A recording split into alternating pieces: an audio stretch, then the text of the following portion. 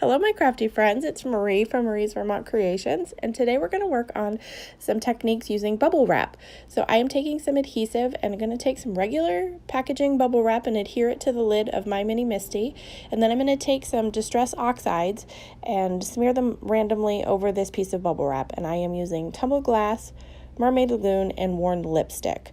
If I'd have done this again, I would have done the blues, pushed it down, stamped it down, and then done the worn lipstick, because I did transfer some of the blue onto my ink pad, but I was able to rub it on some paper and then get the rest off with a baby wipe without any issue.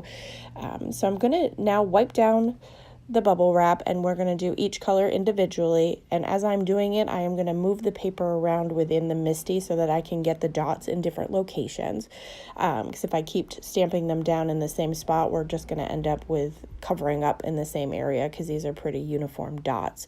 So I'm going to move it around, put down another color, wipe it down, and then do my last color and move the paper into a different location. This is something fun. You could do this with paint. You could do it with Distress ink, Distress Oxides, regular inks.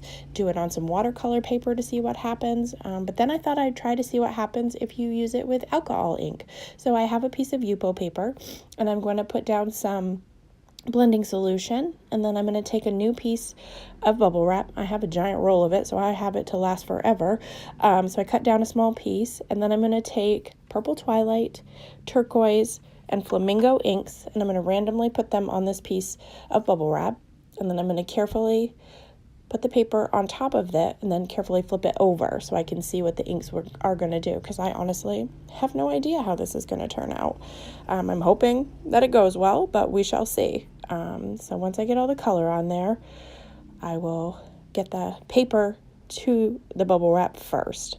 I thought that might be the easiest way to do it instead of dripping alcohol ink all over my glass media mat.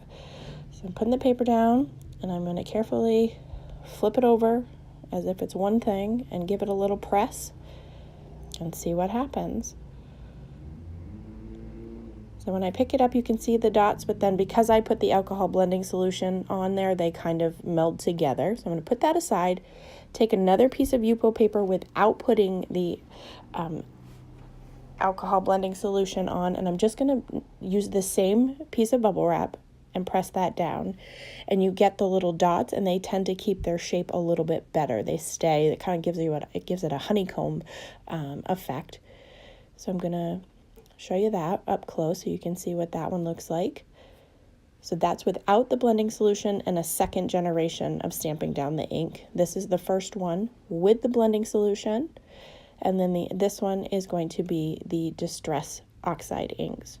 So then as I was sitting with the rest of this dirty bubble wrap on my table, I was like, you know what? I took this, used some spray adhesive, and adhered it down to a piece of regular white cardstock, and it gives you a really cool textured piece of art that you could use. So that's our project for today. I hope you enjoy it, and I hope you have a great day.